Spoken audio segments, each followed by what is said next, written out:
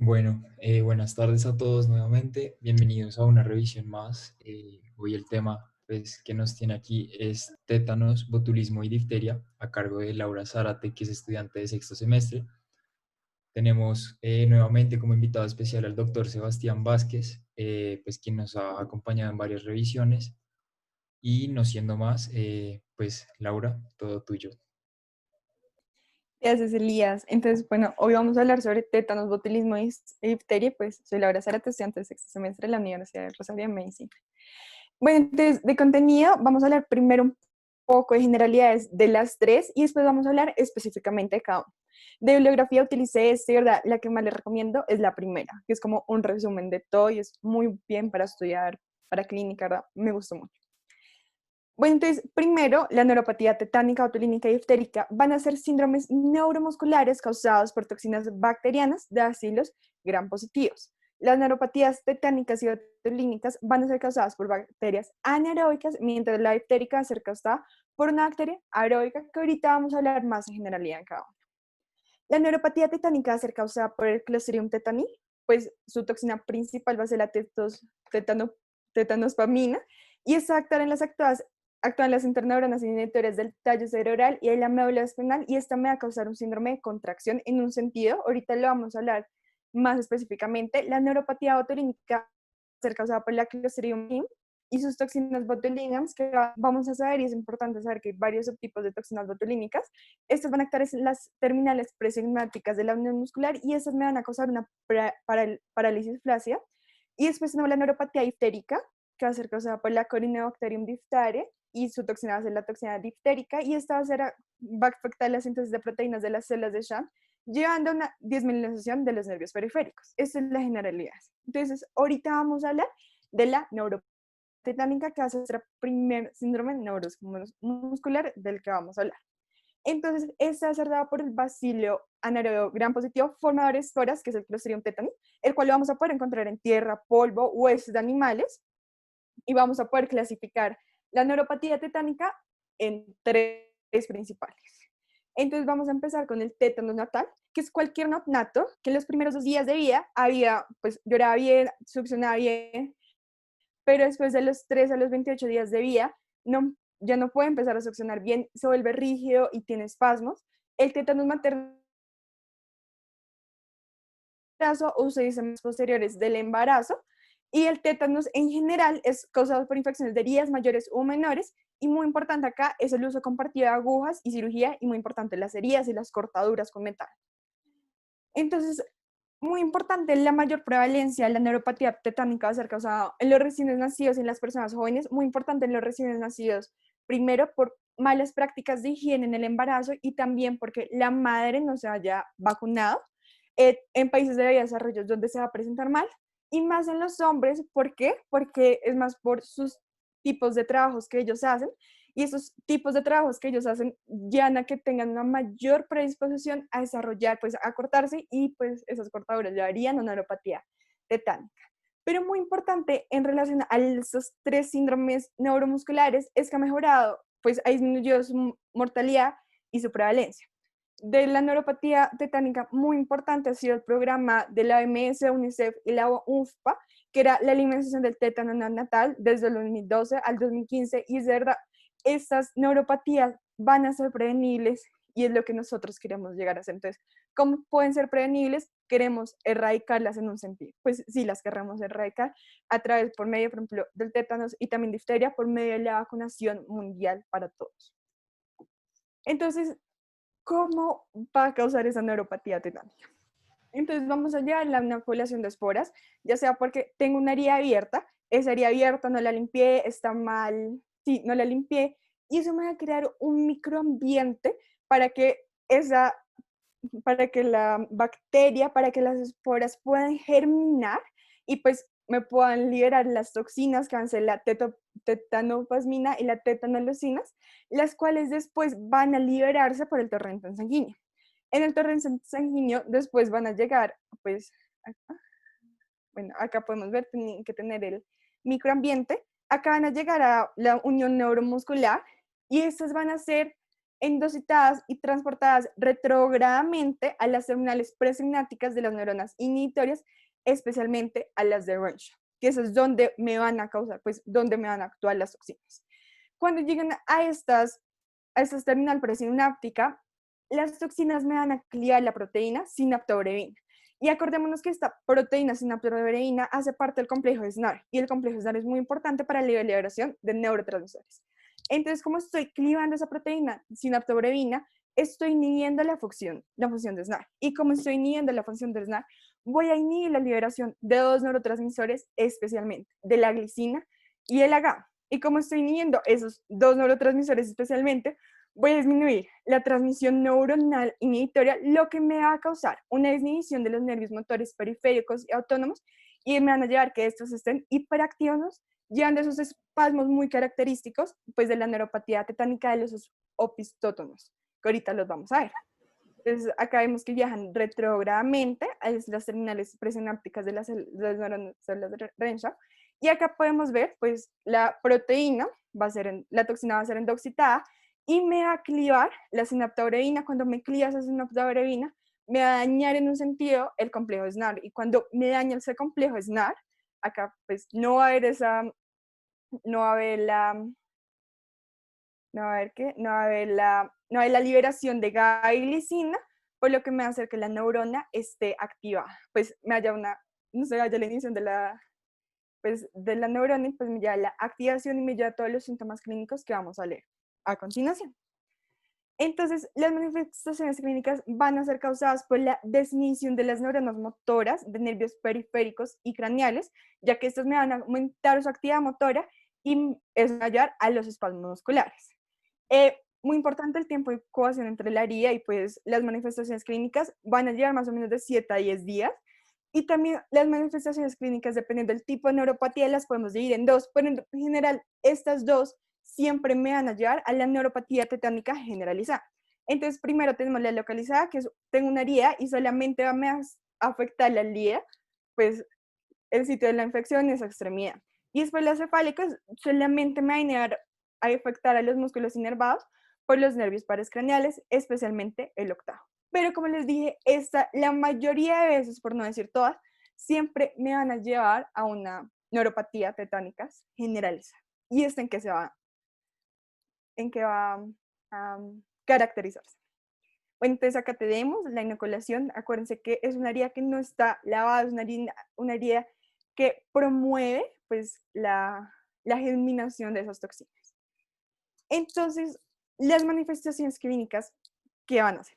Primero, vamos a tener manifestaciones clínicas en los músculos inervados por los planos craneales, y vamos a tener rizos arcodendinos, que pues, va a hacer que el paciente esté sonriendo en un sentido. Después vamos a tener el trismus, que va a ser un bloqueo de la mandíbula, y también vamos a tener un laringoespasmos. Es muy importante el rizos arcodendinos y el trismus. Es muy característico pues, de la neuropatía tetánica. También vamos a tener manifestaciones a nivel de la musculatura axial y de las extremidades, ya que es muy característico de los pistótonos, que va a ser la extensión de cabeza, cuello, columna, y verdad, uno ve esta imagen, o cuando uno piensa, cuando dicen de tétanos, uno piensa en esta imagen. Muy importante, los reflejos van a ser normales, pero los reflejos plantares, cuando los vamos a estimular, van a ser flexores, es decir, que me van a causar pues me van a causar un espasmo. Y también muy importante el test de la espátula, que lo vamos a utilizar como un tipo de diagnóstico clínico. Y el test de la espátula, ¿en qué consiste? Ahorita lo vamos a ver, pero es cuando yo provoco ese reflejo nauseoso, y cuando provoco ese reflejo nauseoso, me va a provocar una contracción de los músculos maceteros, lo que me va a provocar que la mandíbula se cierre. Y esto es muy importante porque eso es como una de las principales formas diagnósticas de la neuropatía tetánica. Y muy importante, la inestabilidad antonómica, que la vamos a conseguir más o menos de las 2 semanas después de la infección, y vamos a tener diarreas, diaforesis y fiebre, y también una alteración de la conciencia, porque esta toxina puede cruzar la barrera hematoencefálica. Bueno, del tétano neonatal, muy importante, ¿cómo lo vamos a sospechar? Es porque el neonato ya no quiere recibir comida, y es una progresión bastante rápida. Tenemos que tener mucho riesgo, pues tenemos que mirar al niño pues que tenga tétanos neonatal y que tenga una mayor probabilidad de mortalidad, ya porque tú pues vas a nacer, lo presentó antes de los 10 días de vida, tiene fiebres y tiene rigidez generalizada. Esos son signos muy importantes porque tenemos que vigilar al neonato porque puede llegar a morirse. Y muy importante, el 26% de los sobrevivientes van a quedar con secuelas a largo plazo. Entonces, el diagnóstico, como les dije, es puramente clínico. Los cultivos van a ser muy variados, pero como les dije, el más importante es el test de la espátula. Entonces, acá vamos a poder ver que al señor le están causando el reflejo nauseoso y pues cuando le va a causar, bien que están mordiendo, porque cuando causa ese reflejo, me van a contraer los músculos maceteros, lo que me va a hacer que me cierre la mandíbula, y este test es muy importante para el diagnóstico. Entonces, el tratamiento, ¿cómo lo vamos a hacer? Es muy importante el manejo de la vía respiratoria, especialmente si ya tiene una inestabilidad autonómica, entonces hay que hacer una ventilación mecánica, especialmente de presión positiva. Hay que neutralizar la toxina y lo vamos a hacer por medio de una inyección intramuscular de la inmunoglobulina antitetánica humánica de 500 unidades. Vamos a hacer el tratamiento de espasmos. La mejor manera va a ser por benzodiazepinas, diazepam, 3 miligramos kilogramo dosis. Tratamiento de la herida es muy importante al principio, es limpiar, hacer desbridamiento de la herida y dar antibióticos. Tenemos que dar metronidazol, es el principal que se recomienda, 30 miligramos kilogramos días en 4 dosis diarias. También se podría dar penicilina, pero no está muy recomendada porque la penicilina es competidor antagonista, pues también pues con gabaglicina, entonces podría estar empeorando el cuadro en ese sentido. Para la inestabilidad autonómica le vamos a dar la betalol, sulfato de magnesio, y muy importante de estos pacientes, desde un principio tenemos que empezarles a dar una alimentación enteral precoz, pues porque están teniendo una gran tasa metabólica, entonces necesitan energía pues para poder contrarrestar con su enfermedad. Muy importante, esto es muy importante, la prevención, acuérdense, este es el PAI, entonces la vacuna a los niños, pues las primeras 3 dosis a los 2, 4 y 6 meses, y después los refuerzos a los 18 meses, a los 5 años, y dar también refuerzos a las mujeres en edad fértil y a las gestantes, porque pues estas después pueden quedar en embarazo y pues pueden causar tétanos neonatal, que puede causar con mucha mortalidad. Entonces, muy importante la vacunación. Entonces, ¿podemos prevenir la neuropatía tetánica? Sí. ¿Por medio de qué? Por medio de la vacunación. Y también, por ejemplo, cuando yo tengo una herida, lo primero que vamos a hacer es como está la herida, si es pequeña y pues es limpia, está bonita en un sentido, y sabemos que la persona tiene menos de 3 dosis, tenemos que darle un refuerzo de la vacuna. Y también, si tiene más de 3 dosis, si el refuerzo fue hace más de 10 años, también le debemos dar un refuerzo de la vacuna. Mientras que si la herida es grande en un sentido, es fea en un sentido, le tenemos que dar refuerzo y pues tuvo menos de 3 dosis, tenemos que darle un refuerzo de la vacuna y tenemos que darle la antitoxina. Y si pues tuvo la mayor de 3 dosis, le tenemos que dar el refuerzo, pues si fue hace más de 5 años, su última dosis, pues su último refuerzo. Entonces, les quiero traer este caso. Tenemos a un paciente masculino de 67 años, quien consulta a urgencias por presentar rigidez muscular generalizada, dolor mandibular y dificultad para masticar. Es importante mencionar que la persona trabaja en construcción y hace una semana, tuvo una herida la cual no fue tratada en el brazo izquierdo. Su último refuerzo contra el tétanos fue hace 20 años. Entonces, acá que podemos ver, bueno, y después en la consulta, 2 horas después, presentó un opistótonos. Acá podemos ver el tristismos, que es como esa rigidez, ese bloqueo de mandíbula. Y cuando hicimos el test de la espátula, fue positivo. Hacemos diagnóstico de neuropatía tetánica porque sabemos que el test de la espátula es positivo. No tenemos muchos diagnósticos y el diagnóstico es puramente clínico. ¿Y cuál sería el tratamiento que le haríamos al paciente? Entonces, el tratamiento, pues, él tuvo después un compromiso en la vía aérea, entonces le tuvimos que hacer lo tenemos que entubar, entonces le tenemos que mandar ahí a cuidados intensivos, le tenemos que dar diazepam para ese manejo de los espasmos, le tenemos que dar la inmunoglobulina antitetánica humana y un metronidazol para la herida, y pues muy importante, le tenemos que volver a dar dosis, porque la dosis es una herida corta, pero pues ya fue una herida grande, y la dosis, la última fue hace 20 años, entonces si tiene una herida pequeña, y pues está todo bien y tiene todas las dosis al día, pero si fue el último refuerzo hace 10 años, le tenemos que volver a dar el refuerzo, y si fue una herida grande pues fea y el último refuerzo hace más de 5 años, le tenemos que dar el refuerzo. Eso es como un pequeño, es muy importante, la contracción de los músculos que va a tener el paciente. Entonces acá podemos ver un trismus y también la rhinus acundinus, que es la sonrisa que podemos estar evidenciando en los pacientes. Ahora vamos a hablar de neuropatía botulínica. La neuropatía botulínica va a ser causada por el bacilo anaerobio gram positivo, formadores de esporas Clostridium botulinum, y este Clostridium botulinum va a tener muchos subtipos de toxina, va a ser A, B, E, F, C, D.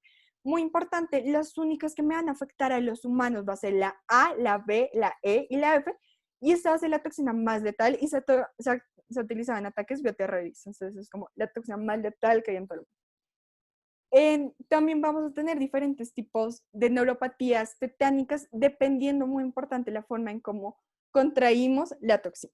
Entonces vamos a empezar con la infantil.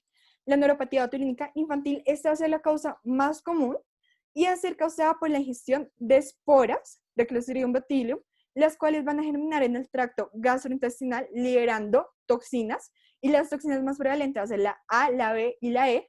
Después vamos a hacer la otra forma, va a ser la transmisión de alimentos, y esta va a ser la ingestión de comidas contaminadas con la toxina botulínica. Entonces en la infantil yo voy a estar consumiendo esporas y las esporas me van a germinar a toxinas, y en la transmisión por alimentos, acá yo ya estoy consumiendo mi toxina botulínica. En las heridas va a ser una causa de infección de la herida, pues por la bacteria o por sus esporas. La colonización intestinal adulta es muy rara, pero es pues una colonización de Clostridium botulinum causada por una enfermedad gastrointestinal o el uso reciente de antibióticos, o también se ha visto que pues por operaciones. Y la iatrogénica es cuando hay un tratamiento inapropiado con altas dosis de la toxina botulínica, y eso se presenta más en procedimientos cosméticos. Entonces, de epidemiología, como les dije, la más común va a ser la neuropatía botulínica infantil. Esta se va a dar muy importante acá voy a poner puntero, por el consumo de la miel. Entonces es muy importante no darle a los menores de 1 año miel, y pues acá en la infantil vamos a estar consumiendo a las esporas. Después vamos a tener a la transmisión de alimentos, esta va a causarse un 15%, y a ser relacionada a alimentos de envase que estén fermentados y que no estén refrigerados. Es muy importante también el consumo de los envases. Y ahorita vamos a ver cómo uno va a saber cuáles envases no podemos consumir, porque pues, pueden llevarnos un gran riesgo a padecer esta neuropatía botulínica. También las heridas van a tener el 13%, es muy importante en los usuarios de drogas inyectables, especialmente heroína. Y después la iatrogénica y la colonización intestinal aguda, de verdad son muy pocos comunes, es menos del 1%. Entonces, estas es como las que les hablé más en epidemiología. Entonces, ¿por qué se va a producir? Entonces, ¿cómo entraron las toxinas del cuerpo? Las toxinas van a viajar por el torrente sanguíneo. Estas van a ir a las terminales nerviosas presinápticas, nerviosas autónomas y motoras, y ahí me van a clear proteínas del complejo SNER. Pero me van a clear como diferentes proteínas dependiendo del tipo de toxina del que estemos hablando.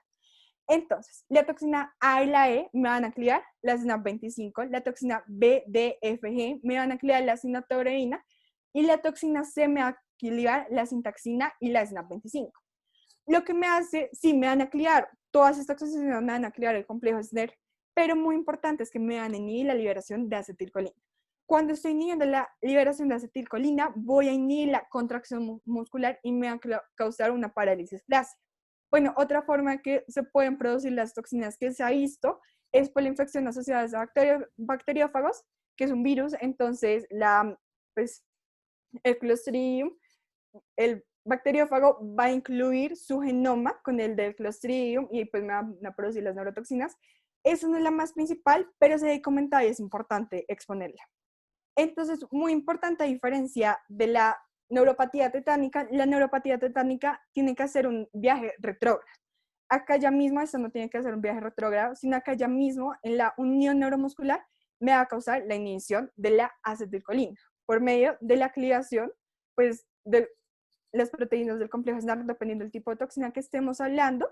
Y pues cuando me están cliando ese complejo SNAP, me va a evitar la liberación de acetilcolina, lo que me va a llevar a una parálisis flácida como lo podemos ver viendo acá, la liberación de acetilcolina está bloqueada. Entonces, la parálisis de los nervios, pues las manifestaciones clínicas van a ser muy importantes. Lo primero que vamos a desarrollar va a ser una parálisis de nervios craneales. Entonces, el paciente va a llegar con diplopía, disfagia, disfonía, disartria. Después de esa manifestación de la parálisis de los nervios craneales, vamos a llegar a una debilidad descendente simétrica del tronco de las extremidades y después eso me va a llevar a la parálisis flácida. Entonces, como una memotecnia, primero vamos a empezar de la cabeza, pues hasta que me llega todo el cuerpo y después parálisis flácida. Pero también algo muy importante recordar en esto es que en este paciente, a diferencia de la neuropatía tetánica, en la neuropatía botulínica no se van a ver alteraciones de la conciencia, ya que la toxina no va a cruzar la barrera hematoencefálica. Entonces, vamos a hablar ahora de las manifestaciones clínicas dependiendo del tipo de neuropatía botulínica del que estemos hablando. Entonces, la infantil se produce especialmente en menores, pues en los niños de 4 meses, y también es un niño que empieza a tener un llanto débil, una succión débil, va a tener una disminución de reflejo nauseoso, va a tener tosis, va a tener dilatación de las pupilas y va a tener estrés respiratorio y tenemos que vigilar mucho al niño. En la transmisión por alimentos vamos a tener la parálisis descendente rápidamente progresiva y vamos a tener en la parte de los adultos en un sentido, vamos a tener siempre 5 síntomas que van a ser como esenciales y son muy característicos de la neuropatía botulínica. Vamos a tener boca seca, náuseas, disfagia, dilatación de pupilas y diplopía. Eso es súper característico de la neuropatía botulínica. Como les dije, los pacientes se van a encontrar en alerta, pues cuando tenemos la neuropatía causada por heridas, vamos a tener también esos 5 síntomas, pero vamos a tener ausencia de síntomas gastrointestinales, pero vamos a tener fiebre. En la colonización intestinal aguda vamos a tener los 5 síntomas como característicos. Además, se va a llevar a una hiporreflexia y cuadriplegia.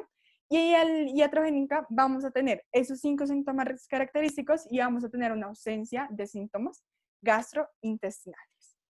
Entonces, esa fue la parte de manifestaciones clínicas. Muy importante es que acá pues la conciencia no se va a ver alterada. Por lo mismo, porque la toxina no va a poder cruzar la barrera hematoencefálica.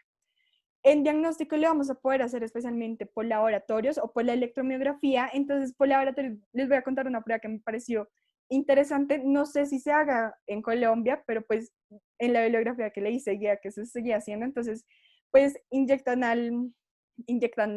al ratón con el suero del paciente y pues esperan a ver los síntomas, a ver si presenta la neuropatía botulínica. También se puede hacer la detección de la toxina por medio de ELISA o PCR y se podría hacer cultivo, pero no es tan bueno. Pero también podemos hacer el diagnóstico por medio de la electromiografía. Entonces, primero vamos a tener una disminución de las amplitudes potenciales y en la electromiografía vamos a tener una respuesta decreciente de amplitud cuando tenemos una estimulación repetitiva a baja frecuencia. Entonces, acá estamos a 5 Hz, muy poca baja frecuencia, sin que la amplitud no está aumentando. Pero sí vamos a tener una respuesta creciente de amplitud a una estimulación repetitiva de alta frecuencia. Acá la podemos ver. La amplitud va aumentando y eso es muy característico pues de la neuropatía botulínica. Entonces, para que lo tengamos en cuenta. Podemos hacer el diagnóstico pues por la prueba de ratón, pero creo que es mejor por ELISA o PCR, pues por partes éticas y por la electromiografía, como les estaba mostrando. En tratamiento, vamos a tener como para el infantil, para la transmisión de alimentos, para el iatrogénico y para la colonización adulta. En todas ellas vamos a administrar la antitoxina, que hace la inmunoglobulina antibotulínica humana. Y en las heridas es la única, pues vamos a también dar la antitoxina, pero es la única en relación de neuropatía botulínica, donde vamos a hacer uso de antibióticos y vamos a hacer desbridamiento de la herida. También tenemos que hacer monitorización de la vía respiratoria, pues para que no se agrave el paciente en un sentido. Y la prevención, como les dije, pues está la más prevalente es la infantil, la transmisión de alimentos. Entonces la infantil es no darle miel a los niños menores de 1 año, entonces como, no. Entonces cuando llegue una mamá a nuestra consulta, es como, mira, no le puedes dar miel a tu niño después del 1 año, es protección, puede tenerla, puede llegarse a cursar una neuropatía botulínica, pues puede llegarse a la muerte, entonces mejor no le des. Pero también es muy importante, ya por la transmisión de alimentos, tenemos que hacer una adecuada cocción de los alimentos y tenemos que llegar a una refrigeración adecuada. Y como les dije, uno como puede saberse cuenta que un enlatado, que es como de las principales formas de que se pueda presentar la neuropatía botulínica, pues no lo podamos consumir, es que tenga un abombamiento, acá lo podemos ver súper bonito, muy difícil de encontrar las imágenes, pero esta imagen está perfecta. Entonces, tiene un abombamiento en la tapa y cuando veamos esto, digámosle a nuestros pacientes, tengámoslo en cuenta nosotros, no podemos consumir el alimento. Es como un no. Entonces, eso es como un pequeño resumen de todo. Entonces, de neuropatía botulínica. Entonces, como les dije, la más principal es la infantil, es el 71% de todas las neuropatías botulínicas. Como les dije, aquí hay que evadir la miel en los menores de 1 año. Después vamos a tener la transmisión de alimentos y acá vamos a tener muy importante los síntomas gastrointestinales y pues muy importante acá la buena preparación de comidas, el buen enlatamiento de comidas y también estar a cuenta de esos signos alertas de cuando no podemos consumir los alimentos.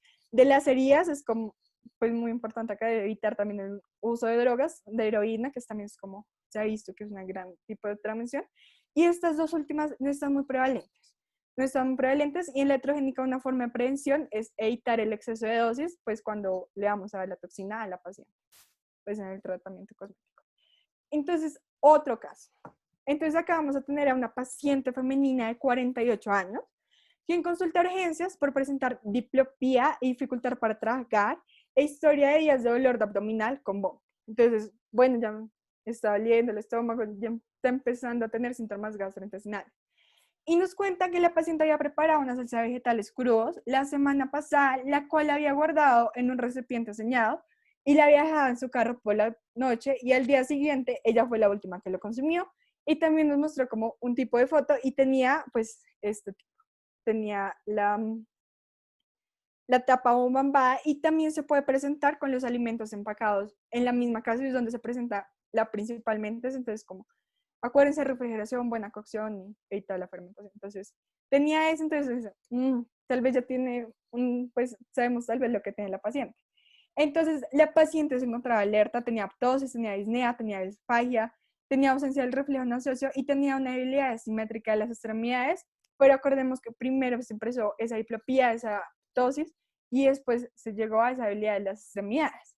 Entonces decimos, bueno, ¿qué le vamos a hacer a la paciente? Entonces le hicimos una electromiografía y la electromiografía mostró que había un aumento en la amplitud a estimulación repetitiva de alta frecuencia.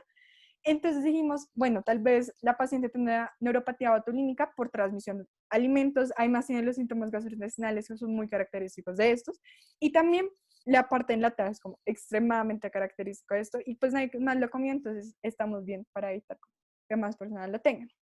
¿Y cómo lo vamos a tratar a esta persona que es botulismo por transmisión de alimentos? Vamos a darle la antitoxina y vamos a hacer una monitorización para que evitar que progrese y que pues se lleve a la muerte.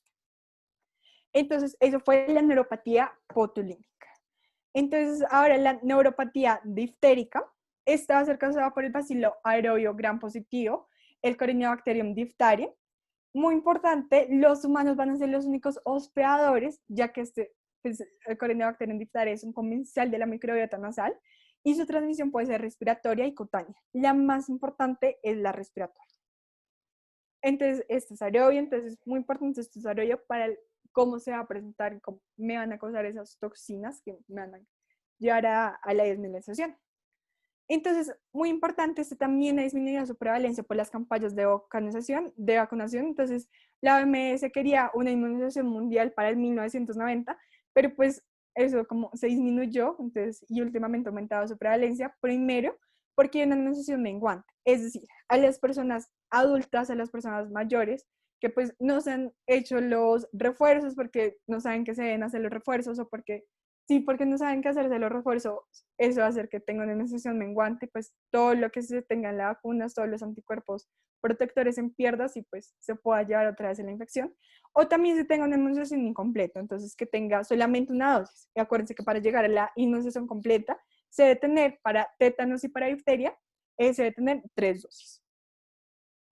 Entonces, ¿cómo me va a causar la fisiopatología de esta enfermedad?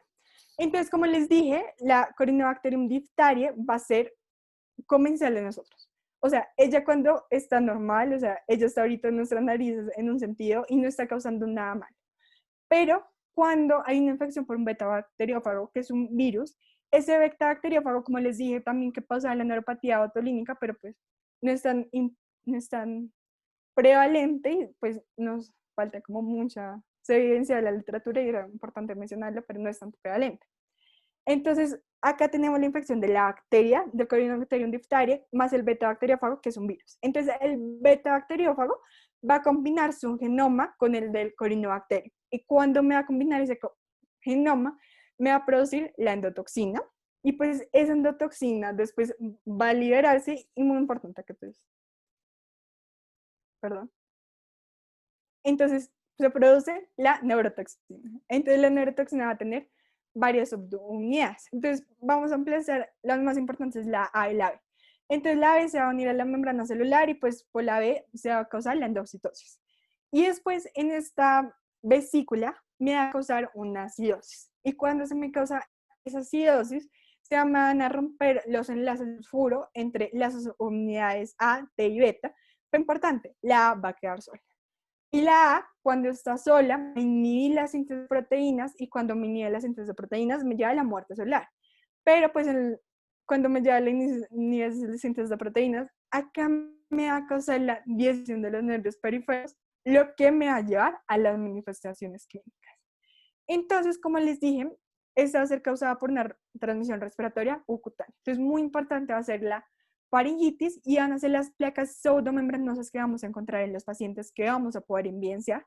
Se va a encontrar fiebre, esa va a ser como nuestra primera manifestación, y después el paciente va a causar con tipo de Volney, que es cuello de toro, no me gusta en español cuello de toro, pero es causado por una linfadenopatía y es muy característico de, pues, de la difteria. Entonces vamos a tener un paciente con bull neck, con esas placas pseudomembranosas que también son extremadamente características de la difteria, que es la faringitis, que es la más principal. O después pues, también les dije que se podía causar por una difteria cutánea, que puede ser con una de esas, pero no la voy a mencionar, pero igualmente se va a causar una herida muy característica, que acá les voy a hacer un dibujo más o menos, entonces es como así, y es toda roja y se ve como un tipo de úlcera. Pero la más importante que vamos a hablar es de la faringitis. Entonces, después de que el paciente llegue con esa historia de faringitis, vamos a ver que el paciente va a empezar a cursar con la neuropatía difúsica. Entonces, primero, entonces esto va a ser de primeros. Primero me va a causar una afectación de los nervios craneales, especialmente del 11º, del 12 y el 5º. Es decir, me va a causar una disfagia, una disfonía, una debilidad facial. Eso es lo que me va a causar y es lo primero que me va a causar en la parte de neuropatía bifásica. Y pues también me va a causar una disminución de los movimientos extraoculares. Esto primero me va a causar. Después de estos se van a ir mejorando y cuando estos ya se estén mejorando, me va a causar la afectación de las extremidades semanas después y ya es como uno empieza a hacer como la diferenciación, por ejemplo, entre síndrome de Guillain-Barré, especialmente Guillain-Barré. Y muy importante es que estos pacientes pueden cursar con miocarditis, con endocarditis, con falla renal aguda. Y ellos, ¿por qué van a morir los pacientes de neuropatía diftérica de difteria? Va a ser por esa miocarditis, por esa endocarditis, por esa falla renal aguda. Es muy importante porque eso va a ser pues, su causa de muerte. Entonces, como la mayoría de veces, por no decir como 90%, va a entrar por respiratoriamente. Entonces, primero me va a causar, bueno, va a ser una disminución hematógena, después va a causar esa difteria faríngea que va a ser causada por la faringitis, por esas membranas pseudomembranosas y por la linfadenopatía muy característica, que es el cuello de toro. Y después va a tener una neuropatía periférica tóxica y últimamente, que es porque las personas mueren, van a ser por esa miocarditis, por esa falla cardíaca, por esa falla renal. Entonces, el diagnóstico sí va a ser muy interesante esta. Entonces, el diagnóstico lo vamos a hacer primero, pues, laboratorios y conducción nerviosa. Entonces, por conducción nerviosa, podemos observar una disminución de la velocidad de conducción, por una latencia prolongadas distales, por un bloqueo de conducción o por ondas F prolongadas, y eso es muy característico de las patologías melanizantes. Y por laboratorios tenemos varias formas de poder hacer ese diagnóstico por medio de laboratorios. Entonces, vamos a empezar por medio de los cultivos. Entonces vamos a empezar por el medio del Loeffler y en medio del upper vamos a ver que va a haber un crecimiento muy rápido pues de la bacteria. Después vamos a tener el agar de telurite, que el agar de telurite vamos a ver esa colonización de bacterias muy características porque van a ser colonias negras.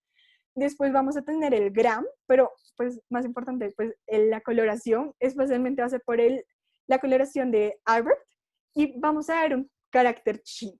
¿Qué es ese carácter chino? Es una agrupación de gránulos metacromáticos que se van a cruzar en X y en B, pero es muy importante eso, es como muy característico de la neuropatía difterica. Vamos a hacer una evaluación PCR para la toxina o podemos hacer un ELEC-TES. Un ELEC-TES consiste. Entonces vamos a tener un agar, acá un agar, bueno, esto va a ser causada por una inmunoprecipitación entre antígenos y anticuerpos. Entonces vamos a tener un agar y vamos a hacer una tira de la antitoxina. Entonces vamos a hacer la tira y después esta tira de antitoxina que hace la DAD. Y después le vamos a poner, pues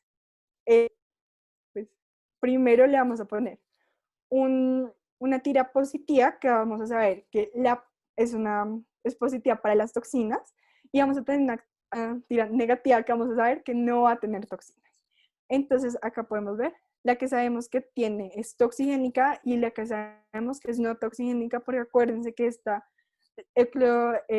la bacteria va a ser comensal de nosotros, va a estar en nuestra microbiota y solamente va a producir esas toxinas cuando se va a unir con el virus que va a ser el bacteriófago, combinan sus genomas y me va a producir esas endotoxinas, y ya vimos todo lo que pasó en eso. Entonces tenemos que saber que de verdad tenga una cepa toxigénica, porque en las otras pruebas estamos mirando que en realidad es la bacteria. Y la bacteria, de verdad, puede estar en la mayoría de las personas porque va a ser comensal de nosotros, va a estar en nosotros. Entonces es muy importante el ELEC-TES para saber si la presencia de Clostridium bacterium, la presencia de la bacteria que yo tengo, sea toxigénica. Entonces tenemos pues el DAT, que va a ser la tira con la antitoxina, y vamos a poner una muestra que sabemos que tenga la toxina, una muestra que no tenga la toxina y la muestra del paciente. Entonces, la muestra que tiene la toxina me va a causar un precipitado, es decir, que me va a formar una X. La muestra que no tiene la toxina no me va a causar un precipitado. Entonces, yo tengo esos dos controles para poderlos ver y para poder comparar la muestra a mi paciente.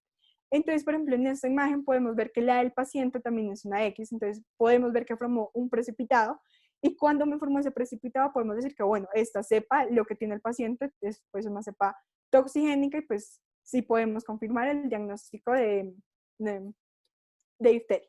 Entonces acá lo podemos ver con un ejemplo, pues no animado, sino ya real. Entonces acá tenemos el papel con la antitoxina, y acá tenemos como la referencia que tiene las toxinas, la referencia que no tiene las toxinas, y vamos a poner dos muestras. Entonces, ¿cómo vamos a ver la referencia que tienen las toxinas, que es toxigénica? Vemos acá que es de un tipo X, porque acá vamos a mostrar unos precipitados. Pues la que no tiene toxinas no va a mostrar esos precipitados, y ahora vamos a ver como los dos tipos de muestra que vimos, que no sabemos si tiene toxinas o no. La primera, vemos que no hacen precipitados. La segunda, la última, sí podemos ver que hace precipitados. Entonces podemos decir que esta última, si es positiva, pues es una, pues va a ser toxigénica. Es una bacteria toxigénica, y después podemos confirmar el diagnóstico de difteria en un sentido. Entonces, acá es como muy importante. Entonces, primero vamos a tener como esas muestras, primero vamos a hacer como el cultivo para ver si es la presencia, y después vamos a, pues, dependiendo de las colonias, acuérdense que el agar de telurife, las colonias van a ser negras, muy características pues de esta bacteria, y después vamos a hacer los ensayos enzimáticos que también nos van a poder hacer pues, la distinción. Eso no les voy a hablar tanto. Podemos también identificar las toxinas por medio de PCR, pero muy importante, cómo vamos a poder saber cómo las cepas, en sentido toxigénicas, va a ser por ese test de ILEC. El tratamiento lo vamos a hacer por medio de antibióticos y lo vamos a hacer por medio de la antitoxina. Entonces, antibióticos, el principal va a ser eritromicina, 40 miligramos kilogramos días, oral o intravenosa por 14 días. También le podemos dar penicilina G, pero el principal es la eritromicina. Y vamos a hacer una inyección de la antitoxina de 20.000 a 120.000 unidades. Y muy importante en esta patología es que tenemos que aislar a las personas que la persona con difteria haya tenido contactos. Entonces, por ejemplo, yo curso con la difteria, entonces, y yo solamente iba con mis papás y solamente he tenido contactos con mis papás. Entonces, primero a mis papás les deben dar una profilaxis de antibióticos, le vamos a dar eritromicina, es como la más recomendada. Y si mis papás nos han vacunado hace menos de 5 años, a mis papás les deben dar esta vez otra dosis de la vacuna y a mis papás les deben vigilar por 7 días para ver pues, si cursan con difteria. Es muy importante en esta tenemos que aislar y tenemos que vigilar a los contactos. Entonces la prevención también muy importante, la vacunación, primero a los 2, 4 y 6 meses, como para tener una inmunidad completa, y después los refuerzos a los 18 meses, a los 5 años y también a las mujeres en edad fértil y a las gestantes. Entonces, ya este es el último caso. Vamos a tener a un paciente masculino de 27 años quien consultó a urgencias por presentar una parálisis flácida después de recuperarse de una enfermedad respiratoria. Entonces, tiene una parálisis flácida después de recuperarse de una enfermedad respiratoria, faringitis. Bueno, acá ya podemos empezar a sospechar de una neuropatía dística. Entonces, ¿qué encontramos en el examen físico? Encontramos ese cuello de todo lo que es causado por esa linfadenopatía generalizada, por la disfagia. Muy importante, el paciente después de unos días empezó a presentar miocarditis y una falla renal aguda, y 2 semanas después presentó una habilidad progresiva de los brazos y piernas, pero muy importante, esto después de lo que empezó a presentar, después de que todo, pues lo empezó a presentar después. El diagnóstico, encontramos una precipitación del T-SELEC, encontramos una agrupación de gránulos metacromáticos en la coloración de Albert, y como le dimos el tratamiento, le dimos eritromicina, le dimos la antitoxina y le aislamos a los contactos. Entonces, esto es un resumen de todo lo que vimos. Entonces, vamos a empezar por teta.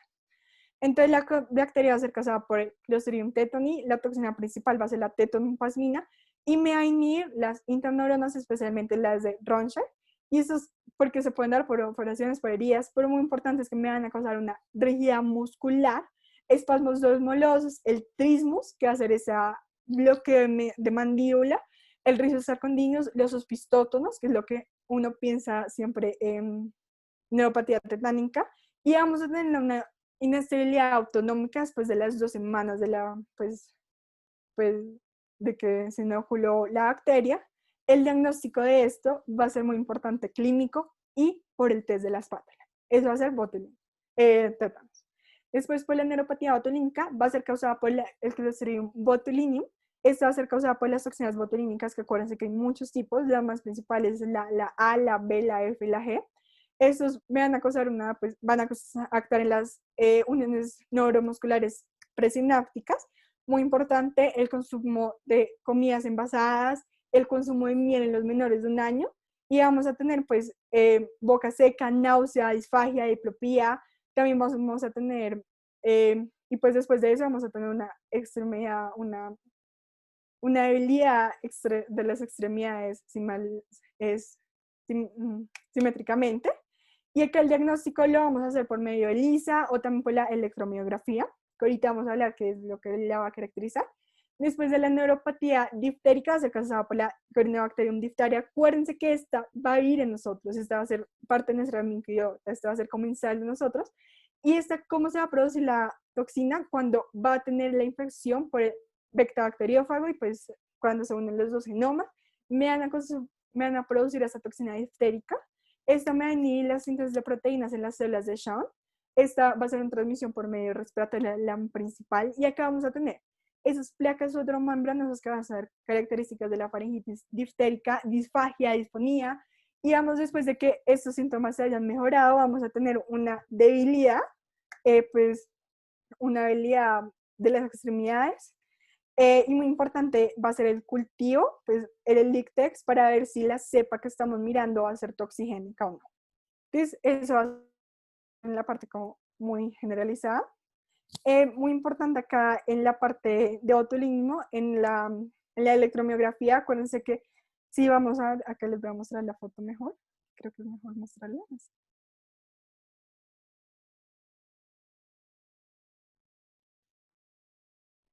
acá pues vamos a tener una respuesta creciente de amplitud, pues cuando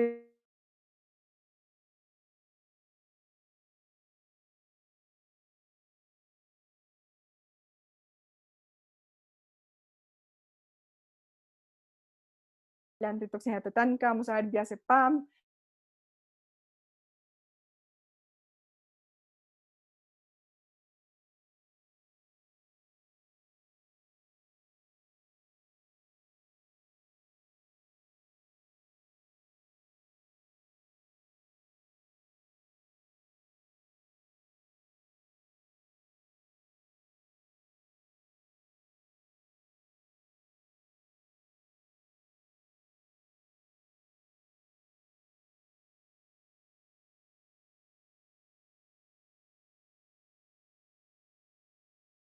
estas las podemos ver. Y muchas gracias. ¿Tienen alguna pregunta? Lau, creo que se te fue el sonido al final. No sé si puedes repetir lo que estabas diciendo al final, porque no lo escuchamos. ¿Desde qué parte? Si quieres, Ahí, en apago esa yo. diapositiva, en esa diapositiva. Ah, bueno. Bueno, entonces estaba hablando en la parte ya de tratamiento, entonces vamos a empezar con la neuropatía tetánica. Neuropatía tetánica, vamos a ver antibióticos, el que preferimos va a ser metronidazol, le vamos a dar la antitoxina tetánica, le vamos a dar pues ese refuerzo, pues el refuerzo de la vacuna, le vamos a dar diazepam, es el más importante, le vamos a dar una debridación de la herida y vamos a darle un, pues por ejemplo, que la persona esté bien, esté comiendo bien en un sentido, que esté teniendo una buena tasa metabólica para evitar pues después desbalances. Y pues la prevención muy importante va a ser pues, los refuerzos de la vacuna y la profilaxis de las heridas. Eso va a ser en la tetánica. Ahora en la neuropatía botulínica vamos a ver acá las antitoxinas en todas. Y en la única, en la neuropatía botulínica que vamos a dar los antibióticos va a ser cuando va a ser causadas por heridas. Y acá muy importante para la prevención hacer una buena preparación de las comidas, tener unas buenas técnicas de enlatamiento y dar miel a los menores de 1 año. Y ya en la última, la neuropatía diftérica, vamos a darle en tratamiento antibióticos y la antitoxina, y muy importante, la vacunación y los refuerzos, entonces acuérdense que estas las podemos prevenir.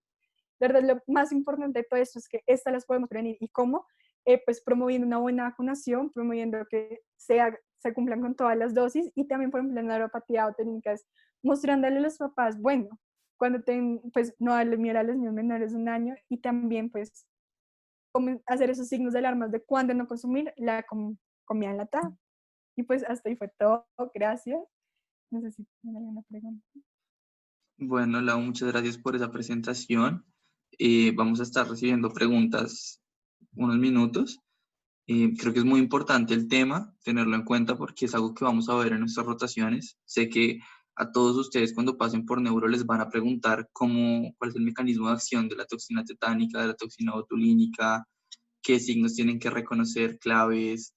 Y creo que ese resumen que hiciste al final, en ese cuadrito con las últimas dos diapositivas, pues es clave para nuestras rotaciones y para nuestro desempeño como médicos, tanto generales como neurólogos. Entonces, si alguno tiene una pregunta, me la puede mandar, la puede dejar en el chat y, vamos a dar unos minutos para esperar a que puedan enviar sus preguntas.